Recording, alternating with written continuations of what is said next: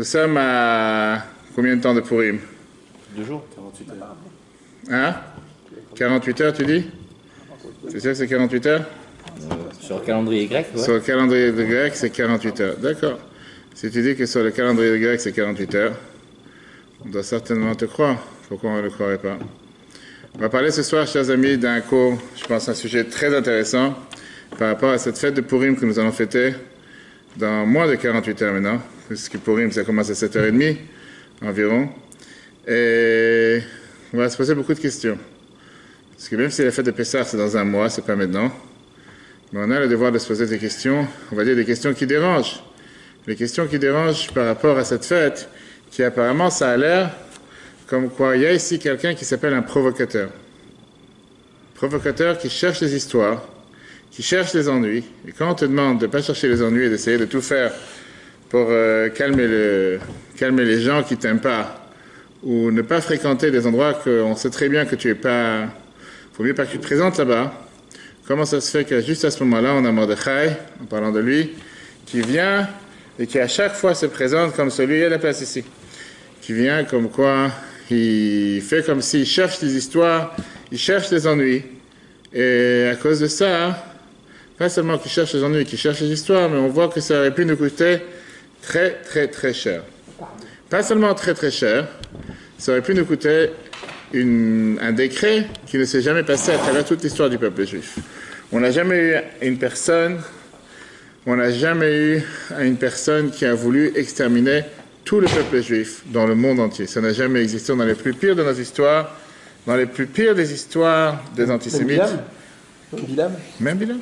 Tout le peuple juif, partout où il se trouve, sur 127 pays, c'est quelque chose qu'on n'a jamais vu. C'est quelque chose qu'on n'a jamais vu, qu'on va tout de suite voir, et c'est quelque chose qui est incompréhensible. Incompréhensible pour beaucoup de raisons, mais on va voir ce soir comment pas seulement c'est incompréhensible sur beaucoup de raisons, on va surtout voir qu'il y a quelque chose qui ne va pas ici. Quand tu as un problème avec un juif, pourquoi tu dois en vouloir à tout le peuple? Est-ce que parce que tu as quelqu'un qui s'appelle Mordechai, qui te dérange, et on peut comprendre que c'est quelqu'un que tu n'aimes pas. On pourrait comprendre que c'est quelqu'un que tu ne veux pas le fréquenter. Peu importe pour les raisons pourquoi tu aurais quelque chose contre lui, comment se fait-il qu'à cause de ça, tu essaies de te venger contre tout un peuple? Qu'est-ce que tout le peuple t'a fait? C'est comme si, on va dire, tu vois quelqu'un dans la rue, un juif qui se comporte pas forcément comme il faudrait se comporter, et tout d'un coup, on va te dire, ah, les juifs. Qu'est-ce qu'on avec les juifs? Personne ne s'est pas comporté comme il faut, pour ça, tout d'un coup, ah, les juifs, ça marche, vous voyez, le live, ça marche, hein? C'est pareil avec tout le monde. C'est pareil avec tout le monde. Je ne sais pas si c'est pareil avec tout le monde. Je sais pas si c'est pareil avec tout le monde. Peu importe l'origine. On fait directement une généralité, en voiture en général. On fait une généralité. Non, pas forcément. Je ne sais pas si c'est comme ça. Okay. Alors, on va dire comme ça, il y a des exceptions à la règle. Il ne faut pas dire celui qui vient de parler, mais si vous voulez son nom, je vous donnerai après son adresse. En règle générale, c'est pas comme ça que ça se passe. En général, je pense pas, ça se passe pas comme ça. Commençons avec justement un épisode qui est vrai ou pas, mais il aurait pu très bien se passer.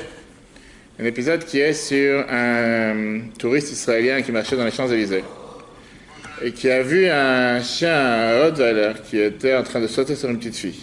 Et presque il a déchiré en morceaux. Le touriste ne pense pas 2 fois. Il prend son revolver qui est sur lui et il tire dans le chien. En quelques instants, il y a des journalistes qui se rapprochent et qui entendent, c'est pas tous les jours qu'on tire sur les Champs-Élysées, dans les Champs-Élysées. Et il commence à parler au micro, aux caméras, c'est la presse qui se rapproche en disant « Un jeune Français a sauvé une petite fille d'une attaque d'un Rottweiler tueur. » D'accord.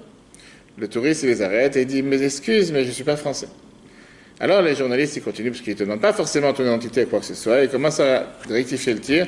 Un touriste allemand a sauvé une petite fille d'une attaque d'un Rottweiler. Et là, il répond, il dit « Désolé, je ne suis pas allemand. » Alors il dit « Alors qu'est-ce que tu es, américain ?» Alors ils reprennent et commencent à dire un touriste américain a sauvé une petite fille d'une attaque d'un Rottweiler, etc. Et là il dit « Mais je suis désolé, je ne suis pas américain, je suis israélien, je viens d'Israël. » Et là il dit « Ça, c'est pas de problème. » Ils reprennent la dépêche et ils disent « Un juif israélien a tué un chien sur les Champs-Élysées, en plein Paris, et il n'a même pas laissé une petite fille se rapprocher pour le caresser, vu la peine que le chien il avait. » José Corrie, c'est du quotidien. C'est du quotidien. C'est quelque chose que tu veuilles ou pas, c'est quelque chose que tu ne pourras jamais le changer. On a vu à peine, il y a 2 jours, l'attaque qu'il y a eu dans les mosquées. à Christburg, à New Zealand, comment le monde entier en a parlé. Oui, ça fait de la peine, des innocents se font tuer, aucun innocent sur terre doit se faire tuer. Arrive dimanche, que Dieu nous en préserve, on a plusieurs juifs qui sont fait tirer dessus, dont malheureusement 2 décès, on en parle. On parle. Et du coup, on n'arrête pas de se demander pourquoi cette injustice, pourquoi le sang juif, pourquoi un juif, c'est cheap, c'est simple, c'est banal, quelqu'un qui s'est fait attaquer, mais on n'en fait pas un monde. Alors on va dire comme ça, être poursuivi parce qu'on est juif, c'est quelque chose qui a toujours existé. On a parlé ça dans les cours précédents, le fait que depuis qu'on a reçu la Torah au Mont Sinaï, la haine du juif est arrivée sur terre. Tu ne pourras pas l'enlever. Dans chaque génération, on a ceux qui sont là, qui nous en veulent et qui veulent nous exterminer. Et c'est ce qu'on dira dans la Haggadah dans un mois. Et Dieu, il nous sauve de leurs mains. Ça, c'est un fait. On est déjà habitué à cette situation. Pourquoi tu es comme ça, on dit en dehors du camp? Tu as des chaises vides. Tu as même une chaise ici. Un a un problème avec la jambe. Ok. Un a un problème avec les côtes, un a un problème avec la jambe. On va faire après Michel pour tous les malades. Mais quand tu lis la Megillah, il y a quelque chose que tu ne comprends pas. Il y a quelque chose que tu as du mal à comprendre. Tu ne comprends pas pourquoi on a eu un tel décret, pourquoi un tel malheur. Quelle était la source, quelle était la racine de cet antisémitisme de Haman qui a voulu amener un tel décret sur vraiment éradiquer tout un peuple. Qu'est-ce qui s'est déjà passé? Quelle était la source de son problème? Qu'est-ce qu'on lui a déjà fait? Alors que, comme l'a dit tout à l'heure, c'est le décret majeur, c'est la situation la plus mauvaise qui s'est passée à travers toute l'histoire. C'est la situation, on n'a jamais eu un décret aussi grave contre le peuple juif. Ça n'a jamais passé une chose pareille. Et quand on réfléchit, on va analyser ce soir l'histoire de Purim qu'on va lire ensemble, si Dieu veut, mercredi soir et jeudi.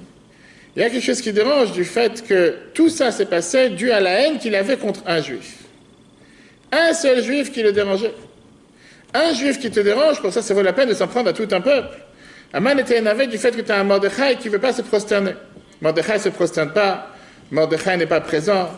Lo yichav, lo yishtachav, Mordechai ne veut pas se prosterner. Haman n'avait aucun calcul pour lui. Il s'est dit, puisqu'il y a un juif qui me dérange, je vais m'énerver contre tout le peuple. Regardons la période dans laquelle s'est passée cette histoire. Il y a 2374 ans, écoutez bien. On te parle ici d'une période dans laquelle il n'y avait même pas d'antisémitisme sur terre. Le peuple juif était à un niveau le plus calme parmi tous les temps. Vivait vraiment une des plus belles manières qui pouvait exister. Et donc, comment est-ce possible, même quand tu commences à rechercher l'histoire, comment le fait que tu t'énerves contre une personne devient un décret de vouloir exterminer, anéantir tout un peuple qui se trouve même pas chez toi, on va dire dans ton quartier, dans ta rue, dans ta ville, de vouloir éparpiller, vouloir tuer tout un peuple qui se trouve dans le monde entier. Des gens que tu ne connais même pas, tu n'as même pas entendu parler, tu ne sais même pas qui ils sont, qu'est-ce que tu veux d'eux? Ils n'ont rien fait. Regardons l'histoire. La Megillah de Purim, c'est une Megillah qui commence, il s'est passé il y a, comme on a dit tout à l'heure, 2374 ans, 70 ans après la destruction du premier temple. On est juste avant le début de la reconstruction, la fin de la construction du deuxième temple. Les patriarches, ils ont habité à l'époque dans tout ce qui était Paras, Soumada et Babylone, l'Iran, qui est très loin d'Israël, qui n'est pas du tout proche d'Israël. À l'époque, les rois qui faisaient la guerre, qui réussissaient à conquérir des territoires, ils avaient l'habitude d'échanger les populations d'un endroit à l'autre.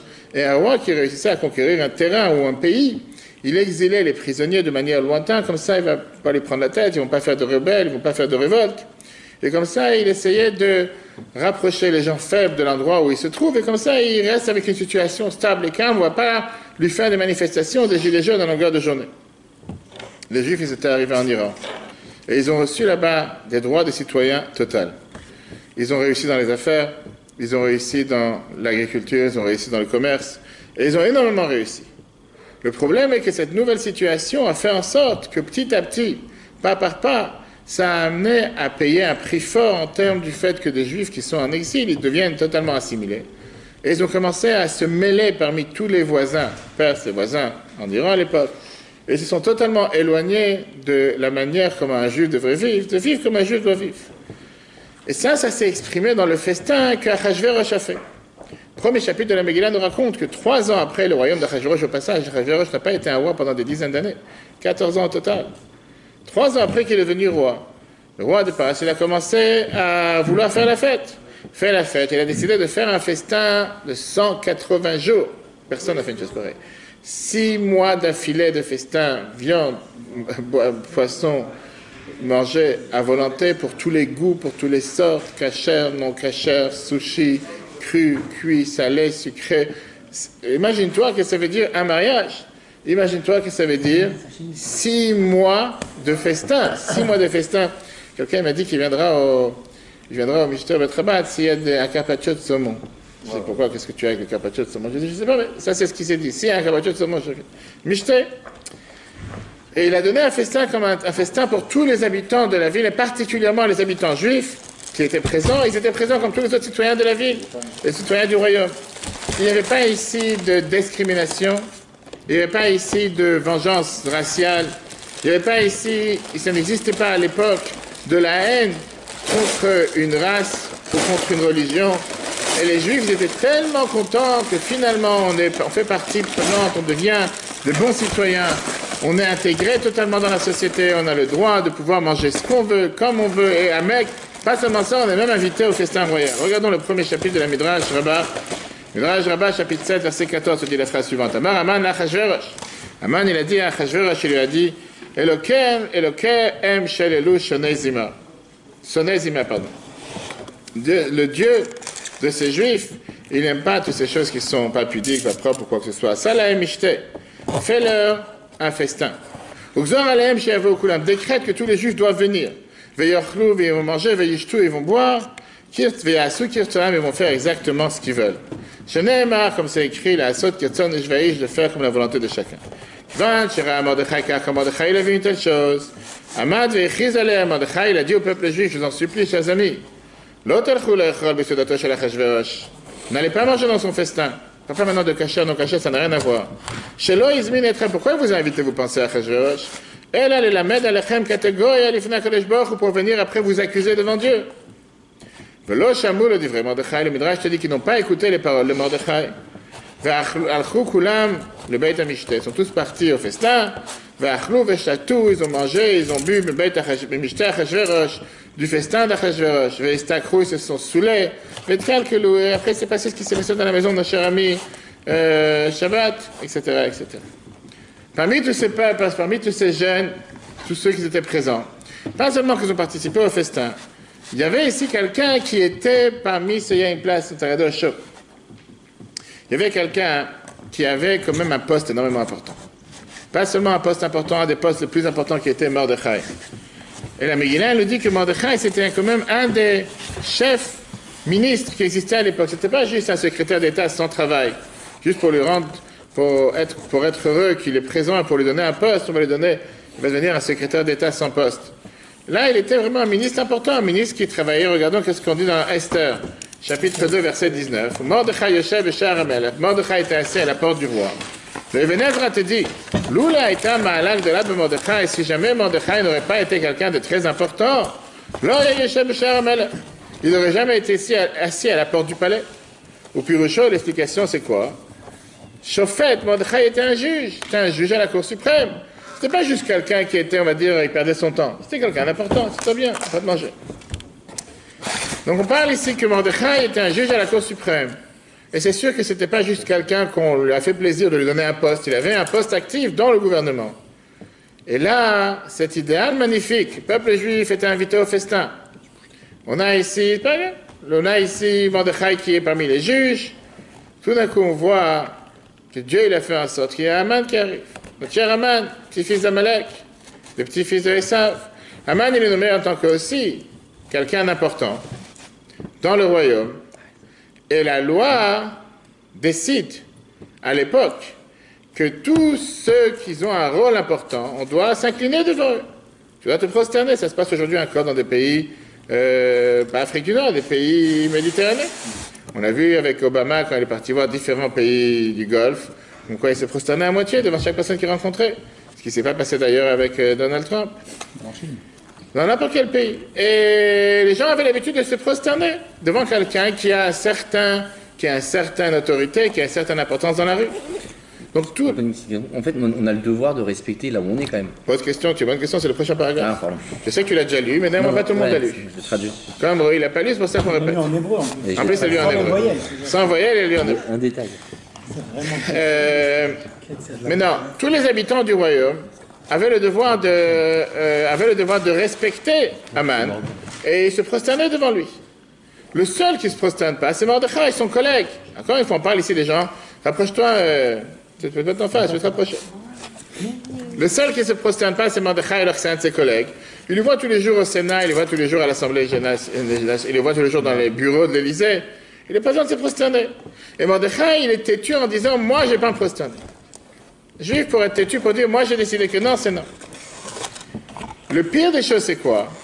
C'est que l'ego démesuré de ce Haman, qui s'énerve pour rien, décide d'être engagé, de mettre en colère le roi devant tout le peuple juif, inclut de décider de s'énerver contre tout un peuple, hommes, femmes, enfants, bébés, nourrissons, sur 127 pays.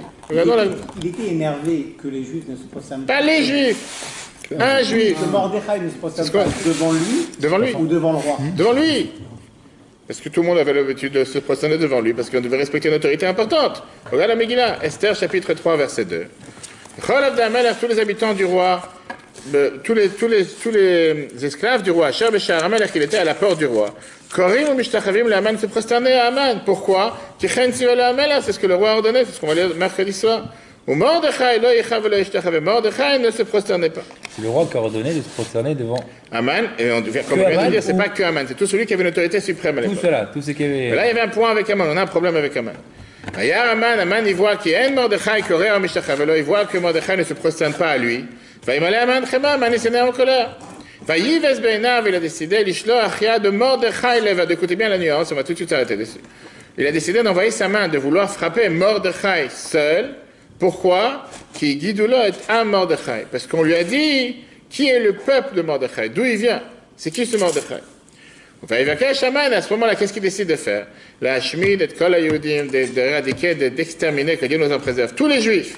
Asher Bechol Malchut Achashverosh, qui sont dans tout le royaume d'Achashverosh, un Mordechai, le peuple de Mordechai. 127 pays. L'Agmara, elle vient ici, l'Agmara Megillah, chapitre, page 13, page B.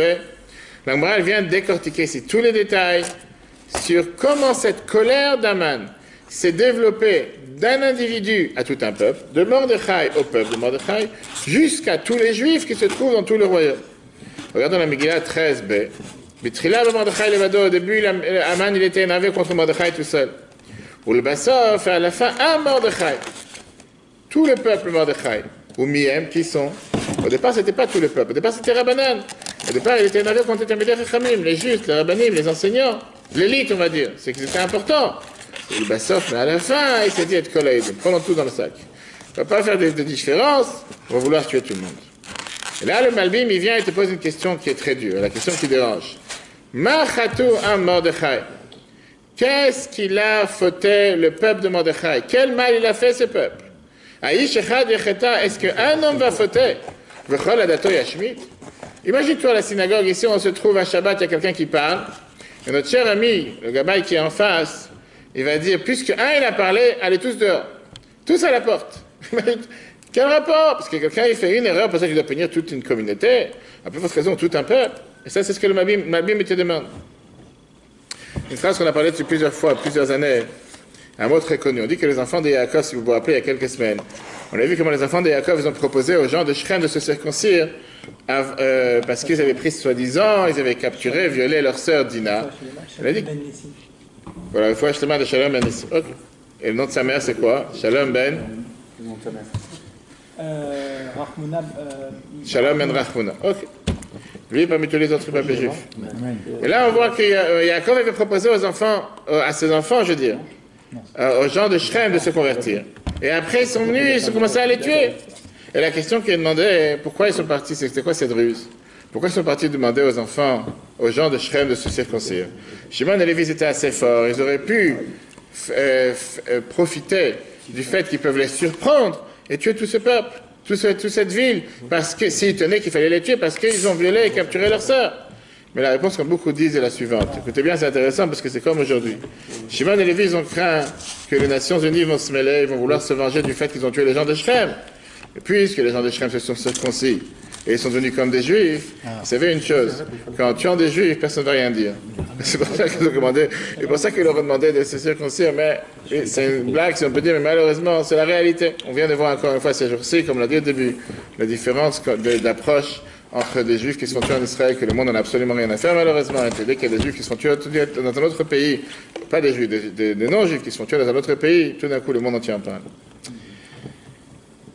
Si on compare les différents décrets d'antisémitisme qu'il y a eu malheureusement à travers l'histoire de notre peuple, on sait très bien que tous ces décrets, ils se sont passés, tous ces mauvais, je ne dis pas ces décrets, tous ces attaques, tous ces pogroms, se sont passés, si on peut dire, beaucoup plus à cause d'une dispute nationale plutôt qu'une dispute personnelle. Qui veut dire, prenons le premier histoire antisémite que la Torah nous raconte, Pharaon. Pharaon, il a eu peur de la démographie de son pays. Il a eu peur que tu aies ici un peuple juif qui va devenir trop nombreux. Et donc il s'est dit, il faut s'en débarrasser, il faut chercher la solution finale. Comment se débarrasser de tous les garçons? Nabucodonosor, quand il s'est battu contre la rebelle qui y avait dans le royaume de Juda, de Yehuda, les Grecs, ils ont essayé à l'époque de vouloir faire régner le royaume d'Antioche sur le peuple qui vivait en Israël. Tout ça, c'était des guerres, on va dire, par rapport à, oui, problème démographique, problème national, qu'est-ce qui va se passer, ils vont nous surprendre, ils vont nous attaquer, etc. Là, le problème de Purim, le bagarre de Purim, ça a l'air que ça a à faire avec une simple dispute entre deux personnes. Tu as un monsieur qui s'appelle Mordechai, un monsieur qui s'appelle Aman, l'un ne peut pas supporter l'autre, et pour ça, on décide d'anéantir tout un peuple. Ça n'a pas de sens, apparemment, ça n'a pas de sens. Et ça, c'est ce qui dérange. Parce que d'un côté, le décret de Purim, c'était le plus pire décret de l'histoire de notre peuple. Il n'y a jamais eu quelqu'un à travers l'histoire qui a voulu tuer tout le peuple juif, partout où il se trouve, hommes, femmes, enfants, dans le monde entier, en un seul jour. C'était vraiment la pire des pires des pires décrets qui a pu exister à travers tous les temps. Ça n'a jamais existé une chose pareille. Et tout ça pourquoi?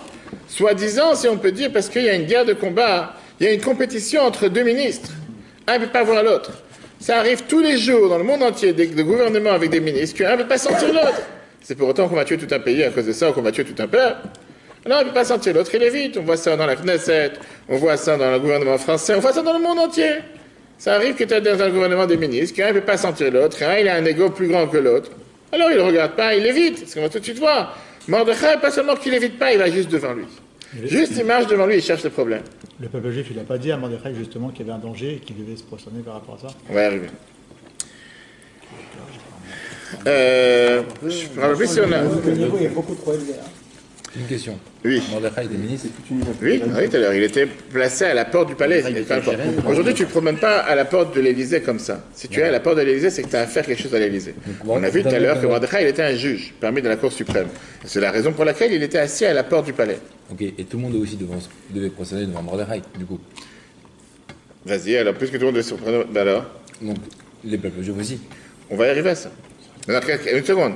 Il n'y a aucun problème que le peuple juif se prosterne à Mordechai. Oui, non, mais c'est une question. Le problème qui dérange ici, c'est comme je dis, c'est un individu avec un autre. Oui, Mordechai avec un le autre. conflit interne. Alors, tu as devancé, je vais ajouter la réponse qu'on va voir plus tard, qui est que certains te disent que ceux qui devaient se prosterner, c'était les esclaves. Mais entre ministres, on n'a pas besoin de se prosterner. Entre ministres. On va y arriver, on va y arriver. Le roi a ordonné au peuple de se prosterner. Envers un ministre, pas un ministre envers l'autre. On va y arriver à ça. Je pensais qu'il allait dire que Haman aussi devait Ça j'ai dit, on va arriver plus tard que le décret, c'était un décret que le peuple doit se prosterner aux ministres, pas les ministres entre eux. Donc à la rigueur, on va y arriver. Prochaine fois, attends, on n'a rien de commencé. Entre là et là, tu vas comprendre tout de suite. C'est écrit là. La veille de Pessah, 1911, on a trouvé un corps d'un enfant catholique mort à côté de Kiev. 1911. Malgré que le gouvernement savait qui était celle qui a tué cet enfant. C'était une femme catholique qui s'occupait de vol, elle était une voleuse professionnelle. Et elle a eu peur que l'enfant va dévoiler ses secrets, qui sait exactement comment elle vole, etc. Donc, le gouvernement était au courant clairement qui a tué cet enfant. Ils ont préféré mettre la faute sur un juif qui s'appelait Mendel Baylis. Le fameux jugement de Mendel Baylis. Pourquoi? C'était soi-disant le fait qu'il a voulu prendre le sang de cet enfant catholique pour faire des matzot. Que soi-disant, on a besoin de faire des matzot avec du sang d'enfants catholiques. C'était un des complots pour lesquels on n'arrêtait pas de vouloir accuser et faire du mal au peuple juif. En Ukraine. Le premier témoin, le témoin principal à l'époque, du procureur, c'était un curé catholique de Tashkent, qui a été présenté comme quelqu'un qui est vraiment un professionnel dans tout ce qui est le judaïsme. Et lui devait montrer une preuve qu'il y a une mitzvah, un commandement dans la Torah, de mélanger du sang pour faire les matzot. Donc, dans un des débats, parce que c'était des débats au Parlement, c'était des débats au Sénat, comme on a régulièrement ici en France depuis pourtant pour quelle histoire, il a montré comme quoi il est capable et il maîtrise la Gemara. Et il dit, vous voulez, je vous montre comment les Juifs, qu'est-ce que les Juifs pensent de nous. Je ne sais pas si j'avais raconté ça dans ce cours la semaine dernière ou dans notre cours. La semaine... Ah, d'accord. Et qu'est-ce qu'il a dit? Il a dit, Rajbi, il a dit, Amar Abishon Bar Yochai, la Gemara Baba Metzia à 114b, Atem Kruim Adam, Ven Umata Olam Kruim Adam. Vous êtes appelés Adam, un homme, et les nations du monde ne sont pas appelées des hommes. Qu'est-ce qu'il a voulu dire? Vous voyez comment les Juifs nous regardent. Les Juifs considèrent les non-Juifs comme des animaux. On n'est pas appelés des êtres humains. Et c'est pour ça qu'ils se permettent de pouvoir nous tuer. On a parlé de ça la semaine dernière. Mais là, il y a tous les détails. Bref, il fallait maintenant mettre une équipe d'assez grands érudits dans la Torah pour pouvoir répondre à toutes ces attaques. Il y avait le Rabbi Meir Shapira de Lublin, le Rabbi Rachab était aussi mêlé dans cette affaire. Il a répondu la chose suivante. Il a dit que Adam, en hébreu, Adam, c'est le seul mot que tu ne peux pas conjuguer au pluriel. Quand c'est un mot qui vient parler pour le privé et pour le pluriel. Il dit alors que quand en hébreu on appelle Ish, Anashim, Gever, Gvarim, Enosh, n'importe quel autre mot hébraïque qui veut décrire un humain, un être humain, on peut le conjuguer entre singulier et pluriel. Adam, ça veut tout dire. C'est la race humaine, si on peut dire. C'est l'être humain. Que ce soit un individu, que ce soit tout le peuple. Il dit c'est pour ça que le peuple juif est appelé Adam. Vous savez pourquoi? Parce que chez nous, le peuple juif, on est les seuls. On ne fait pas de différence entre un individu et tout un peuple. Puis regardez. Et il lève sa voix contre l'accusateur en disant, regarde quelque chose d'intéressant. Il fait quand un juif tue, tout d'un coup vous dites quoi? Vous êtes un peuple de tueurs. Vous ne dites pas que c'est Mendel Baylis qui a tué. Quand un juif vole, le journal il dit c'est un peuple de voleurs. Il faut le renvoyer du pays. Et ça c'est la preuve, on ne peut pas faire cette distinction. On est obligé de dire qu'Aman, il avait quelque chose avec notre peuple. Aman, il savait un secret que parfois, malheureusement, beaucoup d'entre nous, on l'oublie. Comment c'est fini l'histoire? Ah, au final, c'est une longue histoire. Rappelle-moi à la fin, je te rappelle l'histoire. Une longue histoire malheureuse qui a montré que c'était quoi la haine, etc. Malheureusement, Aman, il a voulu rappeler une chose au peuple juif que beaucoup d'entre nous, on oublie, qui est qu'un juif, c'est un juif. Sans différence, Mordechai le tzaddik, ou le plus mauvais des juifs qui peut habiter dans le royaume. Un juif qui n'a pas l'air d'un juif, qui ne se comporte pas comme un juif. Il est juif, il est sur la même échelle. Pour Aman, il n'y a pas de différence. Et c'est pour ça qu'une dispute privée entre Mordechai et Aman est devenue une raison d'une haine collective, une haine générale contre le peuple de Mordechai. Malheureusement, parfois, on oublie cette phrase. Et on oublie ce qu'Aman a voulu nous faire passer comme message. On va tout de suite voir comment parfois Dieu fait en sorte qu'il y a des choses qui se passent sur terre pour nous rappeler ce message. Et quand on oublie quand on oublie que telle chose existe, Dieu, il envoie un man qui rappelle le peuple juif. Qu'est-ce que ça veut dire être juif? Qu'est-ce que ça veut dire comprendre, ne pas faire cette distinction, ne pas faire cette différence entre tel ou tel juif? Mais avant d'essayer de faire de la psychanalyse sur la tête d'Aman, d'abord, on va essayer de faire la psychanalyse sur Mordechai, pardon. Qu'est-ce qui lui est passé par la tête? Comment un Mordechai cherche les histoires? Quand je te dis qu'il y a des quartiers en France, il ne faut pas que tu mettes les pieds là-bas avec une kippa ou avec un talit, ou va chanter des chansons hébraïques ou avec des drapeaux d'Israël. Ne va pas mettre les pieds là-bas. On te dit, c'est pas pour toi. Tu sais très bien qu'il y a quelque chose qui va t'arriver. Que ça soit en France, que ça soit en Israël, où on te dit de rentrer dans des quartiers où on sait très bien qu'il y a un panneau avant qui te dit interdit d'entrer aux Juifs. En Israël, dans tout ce qui sont le terrain palestinien et quoi que ce soit. Ne va pas mettre les pieds là-bas. Qu'est-ce que tu cherches les histoires? Qu'est-ce que tu cherches juste à faire en sorte que les gens ils viennent et s'énervent? Tu peux aller ailleurs. En anglais, c'est Shmeta. Shmeta en anglais, d'accord. Et en arabe, c'est comment? Ok. Et là, c'est quoi le problème? Il y a un décret qui vient et qui te dit que tu dois te prosterner devant un man. Il n'y a rien de religieux ici. Il n'y a rien d'alachique. C'est une chose de respecter le royaume, respecter le roi, respecter la royauté qui existe. Mordechai est censé écouter à l'ordre, écouter les autres comme tout le monde. Pourquoi Mordechai devait choisir de faire comme si, tu sais quoi, je sais qu'on n'a pas le droit et je t'embête. Je sais qu'il faut, je ne vais pas le faire. S'amuser avec le feu. À tel point de risquer d'avoir mis en danger tout un peuple. Et dans le cas inverse, Aman, il s'est prosterné devant Mordechai. D'accord, une fois. Oublie maintenant si Aman devait se prosterner devant Mordechai. Non, ce qu'il faisait. On va tout de suite, regarde Even Ezra. On va répondre à cette question. Regarde Even Ezra, chapitre 3, verset 4.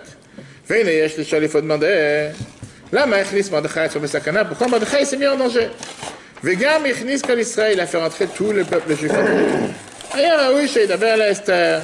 Il aurait pu parler avec Esther et dire la chose suivante. Ou bien, Tassir Otom il a mode Béchar Ameler, qui part devant la porte du royaume. Tu dois juste être devant son nez. Tu ne veux pas rentrer par une porte arrière. Tu sais qu'il vient tous les matins à 9h. Viens à 8h30. Viens à 9h15. Tu es obligé de venir. Non, juste devant lui. Tu viens, tu dis bonjour, tu ne salues pas, tu ne te ressens pas, tu l'embêtes. Qu'est-ce que tu dois l'embêter? Qu'est-ce que tu dois rencontrer Aman tous les jours qui passe devant le portail et lui montrer que tu vois, tu veux, je prosterne, tu ne peux pas me prosterner. Ce n'est pas une question que seulement le Ebenezer demande. Le Midrash, la Gemara parle de cette question en te montrant que nos ancêtres ont fait juste le contraire. Yaakov Avinu, le grand-père de Mordechai, il a fait totalement l'inverse quand on a eu peur que Esav se rapproche de lui avec 400 hommes armés pour faire la guerre. Yaakov, il n'a pas dit non, moi je suis Yaakov, Dieu me protège, Dieu il a dit je serai avec toi où tu vas, n'aie pas peur. Il ne s'est pas appuyé sur un miracle. Il a envoyé des cadeaux chers. Et le pire de ça, c'est que la Torah nous dit qu'il a fait quelque chose que Yaakov, il a appelé Esav, il a appelé Adonim mon maître.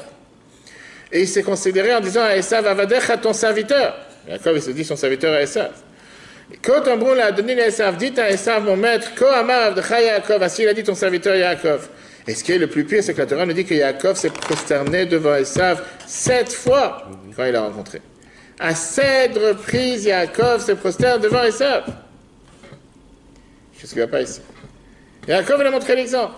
De là, on a décidé une halakha claire qui te dit que mutar la'achnif la'adam racha b'makom hatzorich. On a le droit de faire plaisir à un rachat, à quelqu'un de méchant, quelqu'un de mauvais, dans le cas de besoin.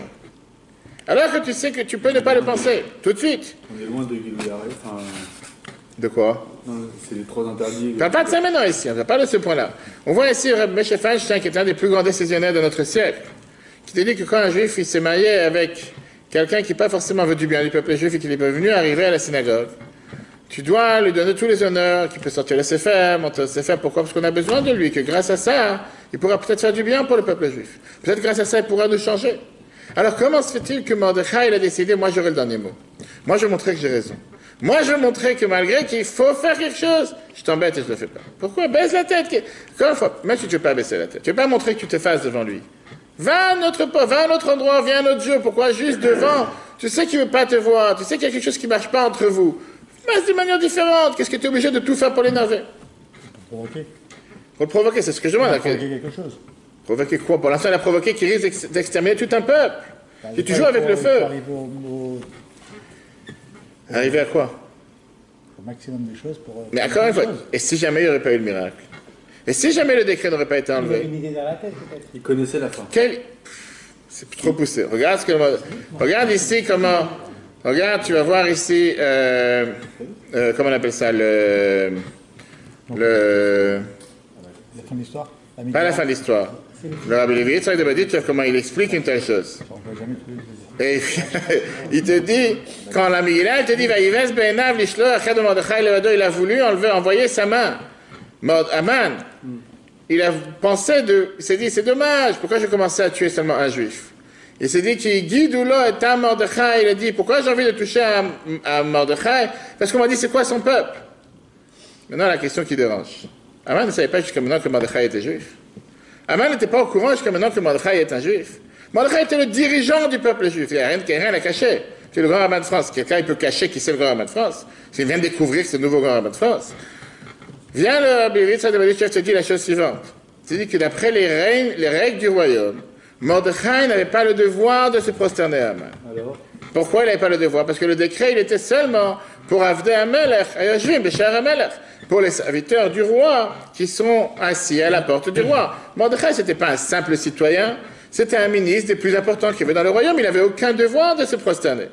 Et donc, le problème, ce n'était pas le fait qu'il ne se prosterne pas. Le problème, c'est que Mordechai, il allait à longueur de journée devant tout le monde en disant, il faut transgresser le décret du roi. Le roi, il dit qu'il faut se prosterner à Aman, et moi, je dis qu'il ne faut pas se prosterner à Aman. Pas seulement que lui ne se prosterne pas parce qu'il a cette immunité, pas présidentielle. Diplomatique, merci. Mais parce que je suis juif, et puisque je suis juif, je ne reconnais pas dans l'existence d'Aman.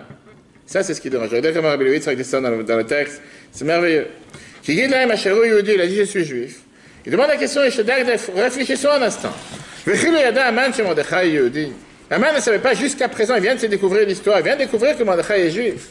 Venir, la réponse elle est toute cette ordre, c'était un ordre qui était ordonné sur les serviteurs du roi. Pas ce Mordechai qui était vraiment quelqu'un qui était un grand ministre, quelqu'un d'important. Comme c'est écrit dans la Megillah, tous les serviteurs du roi qui étaient au portail du royaume, ils se prosternaient à Aman. Pourquoi? Car le roi il a ordonné comme ça. Mordechai il a dit à tous, c'est pas parce que j'ai cette immunité diplomatique, je ne me prosterne pas à Aman. Non! Et la Mahmad, je lui dit, je suis juif et je l'embête. Puisque je suis juif et lui c'est quelqu'un que je ne peux pas le voir, j'ai décidé de l'embêter.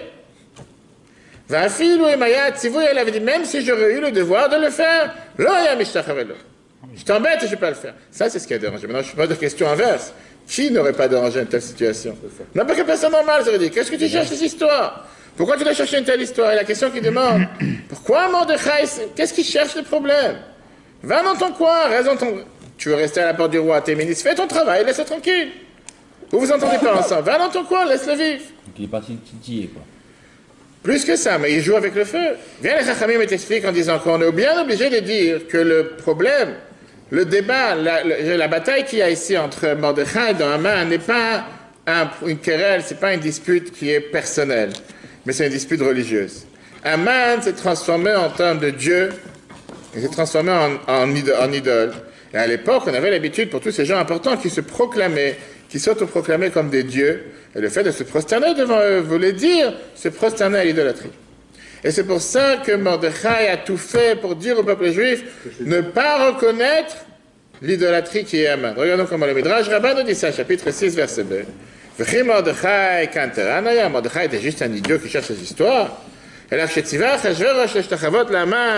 quand Achashverosh il a décidé d'ordonner à Haman de se prosterner à Haman, il a gravé une idole sur son cœur. Sur lui. Peu importe ce qu'il a pu faire. Mordechai s'est dit, comment je peux laisser tomber une chose pareille et me prosterner à une idole? Non, ce n'est pas le problème d'Haman, la personne. C'est l'idole qui est représentée. Ça, c'est une explication, mais pas tout le monde est d'accord avec cette explication. Pourquoi? Parce que la question qu'on a demandé tout à l'heure, que le Even Ezra demande, c'est une question forte. Mordechai n'était pas obligé de se mettre sur la trajectoire d'Haman. Tu peux l'éviter. Tu as quelqu'un qui est sourd, qui crie de n'importe quelle phrase antisémite devant toi dans la rue, tu n'es pas obligé de marcher juste devant lui. Change de trottoir. Tu vas chercher les histoires. Tu vois qu'il n'est pas avec tous ses états, tu vois qu'il n'est pas à 100%, tu vois qu'il est à moitié sourd, à moitié fou. Qu'est-ce que tu vas devant lui? Va à côté. Mordechai aurait pu faire exactement la même chose, il aurait pu éviter une telle situation, de faire en sorte de s'énerver juste devant Haman. Et d'après la Megillah, ça a l'air que Mordechai, il cherche les histoires.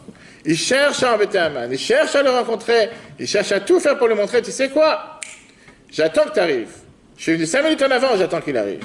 Pour lui montrer que quand il passe des moments, je vais me prosterner devant lui. C'est pas, c'est l'offert, comme on dit en hébreu. C'est pas juste. Laisse l'autre vivre, qu'est-ce qu'il y a? Il aurait pu vivre toute une vie sans le voir. Revenons à une histoire qui s'est passée il y a 91 ans. À l'époque, les communistes étaient très forts en Russie. Et le communiste cherchait à abattre tout celui qui était représentant du judaïsme, représentant de la Torah et les mitzvot. Quelle année? Il y a 91 ans. Aujourd'hui, on est en 2019, ça veut environ dans 1950. Non, pas 1950. 1930, exactement. Et ils exilaient, ils tuaient, ils mettaient en prison, ils étaient cruels par rapport à n'importe quelle personne qui essayait de faire quoi que ce soit pour organiser une communauté religieuse, une communauté juive. Le rabbi précédent, le rabbi de Lubavitch, le 6e rabbi, le rabbi Yosef Yitzhak, le beau-père du rabbi, il savait que lui, il a été la cible numéro 1 d'attaquer, d'abattre, d'exterminer, parce qu'il était à la tête de tout ce qui était les réseaux souterrains chassidiques à l'époque en Russie, en ex-URSS, un réseau de 600 écoles et yeshivot et chadarim. Le rabbi précédent savait que lui, il était la tête à abattre. Néanmoins, il a continué avec Messirut Nefesh, avec un don de soi, une abnégation de soi, de continuer à faire vivre le judaïsme en Russie. Il envoyait des disciples qui se sont fait fusiller avec des balles dans la tête. Et quand il y en avait un qui se faisait descendre, il envoyait un autre pour le remplacer, pour construire des mikvot, Talmud de Torah et yeshivot dans tout l'ex-URSS. En plein mois de Sivan, de Purim, le fameux Purim 1927, Tavresh Pezaï, dans la grande synagogue à Moscou, Le précédent, il fait un discours, et le courant, on lui fait savoir avant qu'il y a des agents du KGB qui sont ici, qui sont venus pour écouter ce qu'il va dire. Et devant tout le monde, il dit, il faut se jeter dans le feu, se jeter dans l'eau, ne pas avoir peur, l'éducation juste, c'est plus important, ne pas s'émouvoir, ne pas s'intimider du fait qu'il y a des gens qui veulent nous empêcher, comme s'ils ne sont pas là. Et ça lui a coûté que quelques mois plus tard, en Sivan 1927, ils sont venus le voir pour l'emmener en prison. Mois de Sivan, le 15 Sivan 1927, les policiers tapent à la maison chez lui le soir à minuit, à Leningrad, et il arrête. Là, le procureur, ils lui ont dit qu'on a décidé un décret contre toi, peine capitale, peine de mort. Et d'ici 24 heures, dans 24 heures, tu vas être fusillé avec une balle dans la tête. C'était pas juste juste une menace pour lui faire peur. La rue précédente, il écrit dans ses mémoires, pour tous ceux qui les a lus, des mémoires merveilleuses. Il écrit beaucoup de détails, que pendant toute la nuit, quand ils l'ont mis en garde à vue, toute la nuit, il entendait des cris et des tirs de la cave de la prison. Et le matin, le procureur, il vient et se vante devant lui que hier soir, on a tué 140 prisonniers. Et c'était fait exprès pour déstabiliser les gens qui venaient d'arrêter. Puis ils commençaient à parler, à raconter, etc.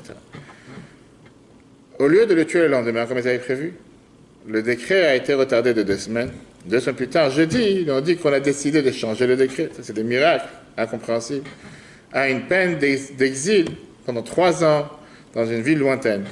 Et que ce soir, il va monter dans un train pour aller vers cette ville, à Kostroma. Ils étaient sûrs qu'il va danser de joie. Il aurait dû se faire tuer. À la place, on a dit qu'on allait l'exiler pendant 3 ans devant une ville lointaine. On ne va pas le tuer. Première question que le rabbi précédent lui demande, quand le train est censé arriver à la ville d'exil où vous voulez m'envoyer? Ils lui ont dit Shabbat. Le rabbi précédent il répond, il dit, si c'est comme ça, je suis pas prêt de sortir de prison. Je préfère rester ici. Il est resté têtu.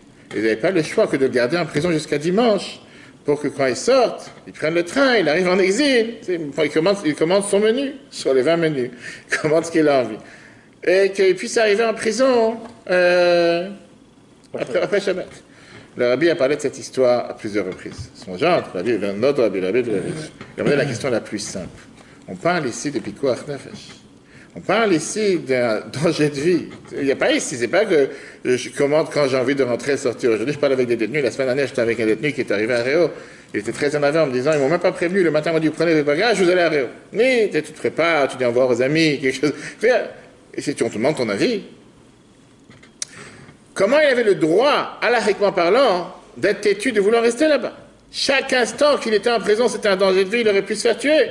Et on sait très bien que la Torah te dit, Pikuach Nefesh, que la Torah coula, Pikuach Nefesh, quand c'est un danger, ça repousse toute la Torah, pour pouvoir faire après les autres mesures que Dieu te demande. En plus, il a été mis en prison avec une peine de mort, justement pour ce sujet-là. Justement à cause du fait qu'il propageait le judaïsme. Comment il cherche la mouche ici? Comment il fait en sorte de là, Shabbat? Non, laissez-moi tranquille. Shabbat ne sort pas.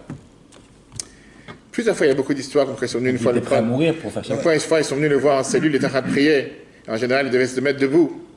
Dès qu'on ouvrait la porte et qu'un gardien venait, il devait se mettre debout. Il était en train de prier, il ne s'est pas mis debout. Il y a beaucoup d'histoires, il faut lire ses mémoires. La force que le précédent il a eue.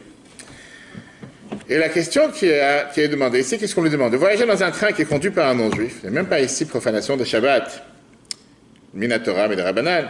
Alors, il a répondu ici la réponse majeure. C'est la même réponse qu'on a par rapport à Mordechai. La réponse qui est une réponse qui est censée nous montrer qu'est-ce que ça veut dire à des gens communautaires comme celui qui est en face. La question qui est demandée, elle est, on parle de toi. C'est pas ce que tu fais qui compte, mais qu'est-ce que les gens autour de toi vont apprendre de ta conduite. Qui veut dire, comment ils vont être imprégnés de comment tu te comportes. Puisque tu es quelqu'un communautaire, tu as le devoir de penser en termes de peuple et pas en termes d'homme privé. Je ne peux pas du tout parler de quelqu'un qui va skier pendant qu'il y a des manifestations, ce n'est pas le sujet. Mais quand même, quand des gens, ils sont autour de toi et qui dépendent de toi, restons concentrés, chers amis. Les gens ne vont pas faire attention à ce que tu dis, ils vont beaucoup plutôt faire attention à ce que tu fais. Si jamais le rabbi précédent, il aurait accepté, le rabbi il a expliqué ça comme ça, que s'il aurait accepté de voyager dans le train Shabbat, pour lui, il était à 100% non coupable, puis quoi, il avait le droit, etc. Mais ça aurait été un moment de chilul Hashem, de profanation du nom de Dieu, pour des milliers de juifs qui n'auraient pas été au courant de tous ces détails-là, que lui, parce qu'il n'y avait pas à l'époque Facebook, WhatsApp, Internet, en un instant, tout le monde est au courant. Et pour eux qui se tubent dans leurs 4 coins de la Russie pour pouvoir garder Shabbat, et tout d'un coup, ils entendent que le rabbi est parti en vacances, soi-disant, il était sauvé d'une peine de mort, dans un train Shabbat. Pour eux, ça aurait été, ils auraient baissé les bras, ils disaient, ah, si c'est comme ça, on doit lâcher, on ne peut plus rien faire. Alors que là, Le fait que tous ces juifs en récit, ils ont entendu haut et fort comme quoi leur vie précédente, il a risqué sa vie pour ne pas sortir de prison à Shabbat et pour rester en prison parce que c'est Shabbat, ça leur a donné encore ce courage et cette force de dire on va rien lâcher. Parce qu'on doit respecter la Torah et les méthodes coûte, quoi, n'importe quelle chose qui nous arrive. Mais c'était bien là-bas, non? Les Juifs qui étaient en Perse. On a dit ça au départ, mais là, on ne parle pas à Mordechai, on va tout de suite voir le rapport avec Mordechai. Et on voit que le Midrash Panim Acherim nous dit exactement la même chose. Mordechai ne s'est pas demandé la question qu'est-ce qui est bien pour moi de faire. Bien sûr que Mordechai il avait le droit de se prosterner s'il aurait voulu, ou il aurait pu éviter la vue de Haman, comme on l'a vu jusqu'à présent. Mais en tant que Mordechai, la question qui lui traversait par la tête à chaque instant, elle était quel message je transmets ici au peuple juif qui est en train de s'assimiler parmi les nations du monde. Mordechai savait que la meilleure des choses, ce n'était pas de ce que je vais dire, mais mes actions qui comptent. Les actions qui vont compter pour faire passer le message, comment les Juifs vont prendre et interpréter comment moi je me comporte. Et donc il a décidé de faire Messirut Nefesh de manière active devant Haman. Pas de se cacher par derrière, de rentrer par une autre entrée, rentrer avant lui ou après lui. Montrer devant tous ces Juifs qui sont en train sur un fil de peut-être s'assimiler, devant Haman on ne baisse pas la tête. Devant Haman, devant quelqu'un qui nous veut du mal, on n'est pas là pour se reculer, se cacher, enlever la kippa comme certains conseillaient dans un certain temps ici en France, ou faire n'importe quelle bêtise qui montre, puisqu'il y a quelque chose de mal, il faut se cacher, se rabaisser, s'effacer. Il n'y arrive pas à s'effacer ici. Il faut garder la tête haute, être fier de qu'est-ce qu'on représente. Et quand on dit Am Israël Chai, le peuple juif est vivant, c'est pas juste un slogan, c'est dans le réel. Vivre, être fier de qu'est-ce que nous sommes et qui nous sommes. Voilà comment Midrash Panim Acherim nous dit la phrase. Amar Mordechai, il a dit Ani eini yachol achnif la racha. Moi je ne peux pas ici baisser la tête, s'affaiblir devant un rachat. Moi ici j'ai le drapeau du roi. C'est le dirigeant de la communauté, le dirigeant du peuple juif. Moi je peux me prosterner à lui. Si moi je baisse la tête devant lui, c'est fini. Il n'y a plus aucun juif qui essaie de se battre, essaie de faire en sorte de garder la tête haute, qui va garder la tête élevée, vont tous s'affaiblir. Ils sont déjà sur un fil, en train de s'assimiler, ils vont totalement tout perdre. Le Rabbi nous dit que ce message, c'est un message qui n'est pas seulement pour quelqu'un comme Mordechai, c'est un message qui est pour chacun d'entre nous. Chacun d'entre nous, dans la vie de chacun d'entre nous, même si on n'est pas tous des grands dirigeants comme celui qui est assis en face, on est tous des dirigeants, chacun chez soi, chacun dans son entourage, chacun, il est capable de faire des actions qui entraînent des vagues. Et entraîner à des gens dans ton entourage d'apprendre de ce que tu fais et de vouloir t'imiter. Le message de Mordechai était qu'on doit vérifier, faire attention à chaque décision, pas avec ce qu'on va faire de manière privée, mais de manière générale. Quand des parents, ils ont un doute comment se comporter par rapport à des sujets, par rapport à un enfant, ils doivent d'abord se demander la question, qu'est-ce que les enfants ils vont apprendre dans 30 ou 40 ans?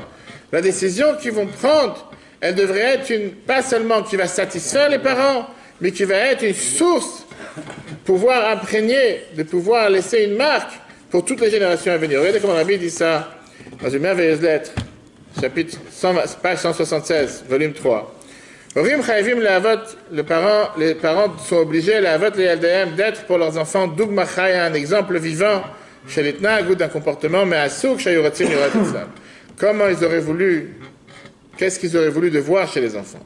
Il était mis plus que ça. Il a dit, les enfants, ils pensent, chez eux, il y a Maspik Avuram, que ça sera suffisant pour eux, s'ils auront des standards, Shemrak Machatzit Mele Shalarer. Regardez comment Rabbi écrit ça. Les enfants se disent, si moi je suis à la moitié de la hauteur de ce que mes parents, ils attendent de moi, c'est déjà bien. Mon père et ma mère, ils veulent que je sois à 1000 degrés. Si je suis à 500%, c'est déjà bien. Rabbi dit que les parents sont obligés de prendre ça en compte, ou les shtadel et d'essayer de faire en sorte, que leur standard à eux, aux parents, soit plus haut fois 2 du minimum de ce qu'ils attendent de leurs enfants. Parce que les enfants, de toute façon, ils vont descendre à 50%. Donc si un parent, il veut que son enfant soit à tel niveau, lui doit être 2 fois plus. Parce que l'enfant ne va jamais être à 100% de ce que le parent il attend, il va être à 50% de ce que le parent il attend de lui. Ça, c'est par rapport à Mordechai. Mais revenons à la question principale. Comment ce débat, comment cette dispute qu'il y a eu entre Haman et Mordechai a transformé un décret d'extermination du peuple juif le plus grave de toute l'histoire, jusqu'à vouloir tuer les femmes, les enfants qui se trouvaient de l'autre bout du monde. Pas dans la ville, pas dans le quartier, pas dans le pays, de l'autre bout du monde, des gens, des inconnus. Écoutez une merveilleuse histoire. Merveilleuse histoire, c'est le Rav Frankel Tomim, qui était le Baal Baourtam. C'était un énorme Talmid Chacham il y a 200 ans, en Pologne. Son fils est devenu Khatan, s'est fiancé avec la fille du riche de la ville, famille Noatab. Et la famille du Rav a décidé de voyager chez la famille de la Kala pour rencontrer les beaux-parents, pour rencontrer les futurs beaux-parents, etc. En entrant dans la maison, la future belle-mère, elle voit que le Rav Frankel, qui était quelqu'un connu, il est un peu triste. Elle lui demande la question, excusez-moi, mais qu'est-ce qui ne va pas? Vous avez un souci par rapport au futur du mariage, vous n'êtes pas content par rapport à un nouveau fiançailles, le fiancé, il y a quelque chose qui ne va pas? Il a dit non, rien à voir avec ça, c'est quelque chose d'autre qui me dérange. J'ai entendu en arrivant dans votre ville que le puiseur d'eau, ce juif simple, qui à l'époque c'était un des métiers que les juifs simples avaient, qui portaient de l'eau, ils amenaient dans les maisons tous les jours, il est tombé malade. Il est gravement malade. Ça fait de la peine cette situation, parce que c'est quelqu'un qui est simple, un bon juif. Pourquoi il est tombé malade comme ça? Il ne peut plus amener l'eau, il ne peut plus faire son travail, son métier de porter d'eau. La future belle-mère, riche, elle regarde le Rav Frankel, elle lui dit de manière assez légère, elle dit, cher futur, comment on appelle ça, futur Mekhutan, futur... pas belle-mère, lui c'est le père du garçon. Peu importe, cher proche, pourquoi tu dois gâcher ta joie à cause d'un puiseur d'eau? C'est un malheureux. En bon français, c'est un pauvre type. Elle dit, qu'est-ce que tu te prends la tête avec quelqu'un? Il est dans les quartiers les plus populaires. Son travail. Occupe-toi de ton fils. C'est le plus important aujourd'hui. Regarde, ton fils, il est fiancé avec une des filles les plus riches de la ville. Si Dieu veut avoir un très beau mariage, qu'est-ce que tu es en train d'être peiné parce qu'il se passe avec un puiseur d'eau? Le Rav Frankel, il entend cette phrase. Il appelle son fils et lui dit, je t'ordonne de déclarer devant tout le monde que le fiançailles il est annulé. Il dit la phrase suivante. Quelqu'un qui n'a pas de sentiment pour la peine et la souffrance d'un autre juif, ça ne vaut pas la peine de créer une nouvelle vie avec quelqu'un pareil. Qu'il aille chercher ailleurs.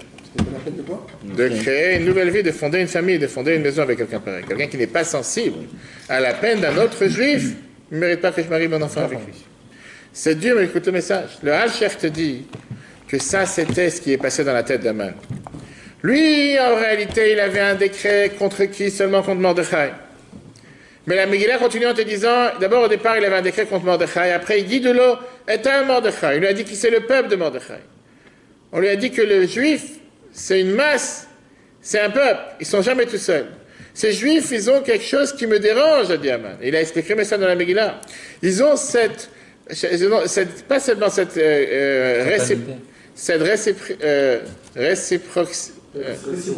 réciprocité de l'un envers l'autre, cette garantie, je veux dire, c'est le fait qu'ils sont dépendants les uns des autres, qu'ils s'entraident les uns avec les autres. Le problème d'un juif devient le problème du peuple juif. Chez les juifs n'existe pas la phrase « qu'est-ce que j'en ai à faire, c'est son problème, il a qu'à se débrouiller ». Chez les juifs, chacun essaye d'aider l'autre, chacun essaie d'être actif pour l'autre. Combien d'organisations de bonté, de chesed, de gmar, de tout, dans n'importe quel quartier où tu vas, tu as toujours des gens qui vont passer les uns les autres. Les juifs, ce n'est pas des êtres humains normaux, Aman dit. Ils vivent comme un groupe, ils sont toujours en bande, des bandes organisées. Regardez Al-Sheikh, le chapitre 3, verset 6. Vim Thomas, si tu vas dire, qu'est-ce qu'ils lui ont fait les autres? Pourquoi tuer tous les peuples juifs? Qui est dans tout le royaume. C'est pour ça qu'il dit, c'est pas Mordechai en soi. C'est le peuple de Mordechai qui me dérange. Ce peuple qui coule ils sont tous les uns avec les autres tellement emmêlés, tellement empêtrés, tellement garants. Ils ont de la peine quand il y a une souffrance pour l'autre. Ils sont joyeux quand il y a quelque chose de bien pour l'autre. Ils sont insupportables ces gens-là. Je ne peux pas juste m'en prendre à un. Ils sont tous entre eux sans arrêt. La phrase qu'il emploie dans la Megillah, il y a un peuple qui est divisé partout. Mais ils sont un. C'est pas qu'il y a des Américains en France, des Américains en Amérique, des Américains... C'est un seul peuple. Où ils sont tous les mêmes. Et ils sont tous responsables les uns des autres. Ça, c'est une explication. Dans le Fabringen de Purim, dans le discours chassidique, Rabbi Purim, il parlait des heures et des heures et des heures. C'était commencé à 9h du soir, des fois ça finit à 7h du matin. Ça, c'était Purim, ça se versait la Torah sans limite, sans fin. C'était une richesse sans fin. C'est toute la Torah. Purim 1966, le Rabbi l'a expliqué ici un message fort et puissant par rapport à cet argument de Haman. Le Rabbi a expliqué que si jamais on veut avoir aujourd'hui une vision, une compréhension, c'est quoi cette mission que le Rabbi a donnée aux Shluchim, de s'inquiéter des Juifs dans les 4 coins du monde. C'est quoi cette mission que le Rabbi a dit de va t'inquiéter pour un Juif que tu connais même pas, parce qu'il s'appelle Juif, parce qu'il est Juif, va t'inquiéter pour lui. Après, je vais raconter l'histoire d'aujourd'hui. Tu n'as pas besoin d'aller chercher ailleurs, mais de comprendre qu'est-ce qui s'est passé avec cette histoire de Haman et Mordechai. Regardons d'abord une histoire. Le Rav Shlomo Riskin, il a Efrat, toujours vivant, grâce à Dieu. Avant, c'était un grand rabbin dans une communauté à Manhattan. Il a connu un juif, un milliardaire qui s'appelait Sanford Bernstein. Il était ami avec lui. Ce Bernstein n'était pas du tout proche de la Torah et la mitzvot. Riskin, il a fixé avec lui un cours de Torah et ils sont devenus amis. Et il a commencé à se réveiller, sa neshama s'est réveillée. Une fois, il a dit, j'ai envie d'acheter un morceau de terrain pour être enterré en Israël, à Jérusalem, après 120 ans. Riskin, il a dit, tu sais quoi, la prochaine fois que je vais en Israël, je vais vérifier là-bas les endroits et je vais t'envoyer résidence secondaire. Qu'est-ce que tu cherches? Après quelques mois, Riskin y va en Israël et il envoie un message à Bernstein en lui disant que j'ai trouvé un morceau de terrain pour toi à Arazetim, qui est le mont des Oliviers. Il dit, il faut juste que tu envoies 5 000 dollars. À l'époque, c'était vraiment pas cher. À la Chava Kadisha à Jérusalem, et le contrat, il est signé. Riskin, il envoie un message, un télégramme de retour. Riskin reçoit un message de retour de Bernstein qui est en Amérique. Il dit, il n'y a pas de souci, dans 24 heures, je suis là, j'arrive. Moi-même, j'ai envie de venir voir où sera la résidence secondaire. Donc, il atterrit en Israël et il va sur le mont des Oliviers avec les gens de la Chava Kadisha.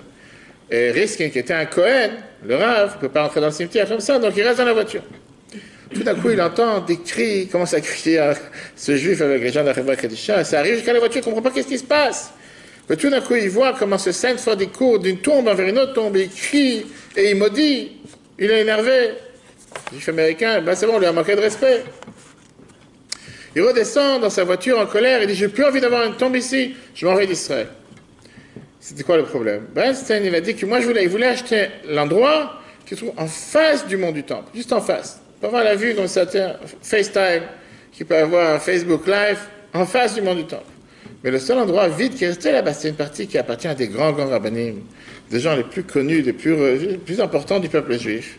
Et les gens de la Chava Kadisha, ils n'ont pas voulu lui vendre. Ils disent qu'un juif non religieux, non pratiquant, qu'est-ce que toi tu veux être fait? C'est un endroit qui est pour les grands rabbinim, etc. C'est là-bas, à Yerushalayim, ils ne cherchent pas trop à comprendre. Et ils ont dit non, si on ne veut pas. Riskin, il a essayé de les calmer en les disant, tu sais quoi, qu'après 120 ans, Facebook Live ne marche plus. Après 120 ans, que tu sois là ou là-bas, tu ne peux plus voir la belle vue du mont du Temple en face de toi. Il n'a pas été d'accord, il est parti en colère. Après quelques jours, Riskin reçoit une lettre de ce Bernstein. Il lui dit, je m'excuse pour la colère que j'ai dit tout à l'heure. Il dit, je voudrais vous expliquer une chose. Moi-même, je dois me rapprocher de la vie de Torah et Mitzvot. Mais malheureusement, je ne l'ai pas encore fait. Et je voudrais faire passer des valeurs de Torah et Mitzvot à mes enfants. Ils sont tellement loin du monde dans lequel moi j'essaie de m'impliquer. Pour ça, moi je voulais trouver une place, d'avoir une tombe qui est juste en face du mont du Temple. Parce que je prie que le jour où mes enfants vont venir prier sur ma tombe, ils soient en face du mont du Temple, l'endroit le plus saint du monde, et là-bas, leur neshama va se réveiller. Si je vais être quelque part dans un trou, va savoir où, va savoir s'ils vont se réveiller un jour. Riskin il a fait passer cette lettre aux gens de la Chava Kadisha. Ils ont dit, si c'est comme ça, un juif si pieux, on peut lui donner l'endroit. Et après, il est décédé, il a laissé des millions et des millions pour des causes juives, pour l'éducation juive. Il a fait la fameuse fondation philanthropique Karen Avichai pour l'identité juive. Ça, c'est l'histoire de ce juif. Le rabbi, il explique pour 1966, regardez comment c'est merveilleux. Aman regarde sur nous de manière différente comment nous, on regarde sur soi. Aman, il savait une seule chose. Un juif, c'est un juif, c'est un juif. Aman savait, peu importe comment tu as l'air, si tu peux avoir des cheveux jusqu'au parterre ou une barbe jusqu'au parterre. Ton identité juive, c'est ton lien direct que tu as avec Dieu. Aman, il savait que ça ne va pas m'aider de tuer Mordechai tout seul, parce que chaque juif, c'est un petit Mordechai. Le problème n'est pas avec Mordechai l'individu. Le problème, c'est avec n'importe quel juif, parce que chaque juif ou juive, c'est aussi un peuple de Mordechai. Aman, il a compris le secret que le judaïsme, ce n'est pas quelque chose qui est une conséquence de choix, ou parce que tu as des connaissances intellectuelles et tu as décidé de devenir juif. C'est quelque chose de profond que tu ne peux pas l'effacer, tu ne peux pas l'enlever. C'est vrai que les juifs de Shushan, de Suse, se sont totalement anéantis, ils étaient totalement assimilés parmi la communauté à l'époque perse, et ils se sont saoulés, ils ont fêté dans le festin d'Achashverosh. Mais Aman savait une chose. Un juif peut essayer de s'assimiler à 1000%, il ne sera jamais un comme nous. Il ne sera jamais quelqu'un qui sera exactement comme un de chez nous. Il peut essayer d'enlever la mezuzah de la porte, d'enlever la kippa quand il rentre au bureau, de manger dans le même restaurant qu'on mange, de faire tout ce que nous on fait. Il ne sera jamais quelqu'un de chez nous. Aman ne croyait pas au laïsme, ne croyait pas au fait que à la laïcité, merci, à la laïcité des juifs de Suse. Il savait qu'un juif est capable de faire des erreurs, parfois de fauter, parce que malheureusement, il n'a pas appris, il ne connaît pas ou quoi que ce soit. Mais le moment où on va le réveiller, son point juif, le moment où on va le réveiller, c'est un neshama à l'intérieur de lui. Il va ressortir dans le bain, il va revenir à l'intérieur. Aman savait que c'est nous estimer, Aman, il savait nous valoriser beaucoup plus que qu'est-ce qu'on se valorise soi-même. Et avec ça, le Rabbi t'explique quelque chose de merveilleux. Dans tout le Tanakh, dans toute la Bible, le livre dans lequel est mentionné le plus de fois le mot Yehudi, c'est dans la Megillah, juif. Dans toute la Megillah, on n'arrête pas de dire Yehudi, Yehudim, les juifs. On n'en parle presque pas dans tout le Tanakh. Le plus important, c'est que dans la Megillah, on a à 6 reprises, à 6 fois, vous allez voir qu'on va lire de mercredi soir et jeudi, Yehudim avec 2 Yud. Yehudim, le Yud même, il y a 2 Yud juste avant. Une fois, une personne athée a demandé au Tzemar Tzedek, le 3e rabbi de Chabad, il a dit, pourquoi dans la Megillah on dit Yehudim avec 2 Yud? Il a dit, parce que ça fait allusion aux 2 sortes de juifs qu'il y avait dans la ville de Sus. Ceux que chez eux éclairent la Neshama, et ceux que chez eux éclairent l'âme animale. Et la nouveauté de l'histoire de Purim, c'est qu'au final, ils étaient tous autour de Mordechai. Quand il y a eu le décret, Aman, il a voulu faire l'action totalement contraire de qu'est-ce qu'il aurait pu faire en sorte pour faire que les Juifs de Sus vont se rapprocher de Mordechai et s'unir autour de Mordechai. Ça, c'était la preuve que parfois, malheureusement, dans la vie, un Juif a besoin d'avoir des fois un coup de pression, ou un coup de stress, ou quelque chose qui va le réveiller, pour lui dire, écoute, rappelle-toi à qui tu appartiens, de quel peuple tu es. Si un Juif ne s'identifie pas avec la Torah et les mitzvot, en marchant dans la rue, on va lui dire, t'es pas un Juif. En marchant dans la rue, on va lui faire rappeler qu'il est Juif, alors qu'il fait tout pour montrer qu'il n'est pas Juif. Néanmoins, on va lui rappeler, non, t'es aussi Juif. Autant s'identifier avec nos valeurs positivement que s'identifier avec des choses qui vont lui rappeler négativement comme quoi il est aussi. Je voudrais comment on a dit ça en 1966. Avant dans les paragraphes. Cher Amandra Adam Shemamid Atzmoko, Aman il a vu un homme. Shemamid Atzmoko Sakanan Nefashat qui se met en danger. On a vu tout à la Mordechai. Fekam Lacha Shebam Melaviam Yam qu'on lui dit chaque jour Madoua ta ouvert Mezot Ameler. Chaque jour on vient le voir, on lui dit pourquoi tu n'arrêtes pas de transgresser sur la volonté du roi. Mordechai Mordechai ne se prosterne pas, il ne va pas s'accroupir devant lui. Il trille l'arcov, il hydroche. Aman, il a commencé à s'investiguer, il a commencé à devenir un théologue, un penseur. Il s'est dit, qu'est-ce qui se passe? D'où vient ce don de soi? D'où vient cette abnégation de soi? D'où vient cette volonté de vouloir faire juste le contraire de ce qu'on nous demande de faire? Et Aman, il s'est demandé, est-ce que c'est quelque chose qui dépend du cerveau de ces gens-là, ou c'est un sentiment qui sont à l'intérieur d'eux? Et là, il a découvert la vérité. Il guide le temps Mordechai, il a dit ça c'est le peuple de Mordechai. C'est pas parce que Mordechai il a un exemple, il est hors du commun, il est hors de la règle, parmi le peuple juif, il est quelqu'un de spécial. Et la Zoï, Maoto, Shalom, Mordechai, ne t'inquiète pas, ils sont tous comme ça, ces juifs.